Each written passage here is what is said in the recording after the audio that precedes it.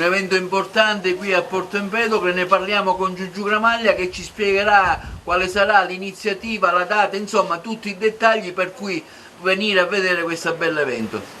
Sicuramente è un'occasione per parlare ancora del maestro di Vicata, il nostro Nenè Camilleri. L'evento si svolgerà il 28 di agosto, domenica prossima, e parleremo dei romanzi di Camilleri. Sarà un estratto del romanzo di Camilleri, La pensione Eva, Il casellante, La concessione del telefono, L'odore della notte, e poi ci sarà pure la musica che saranno dei brani abbinati ai brani recitati, e questa la parte musicale sarà curata dai Diapason con Lea Vella, Lillo Marino e Giuseppe Marino. Passo la parola a Lea.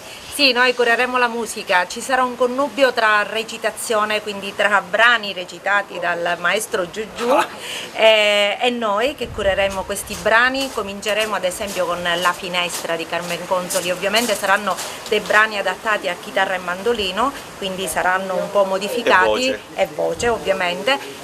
La finestra, quale migliore brano per iniziare questo meraviglioso spettacolo? La finestra, la curiosità del maestro Nenè di Camilleri. Poi ogni brano si adatterà alla parte che Giugiu andrà a recitare, andrà a narrare, tutto curato dettagliatamente da Giugiu.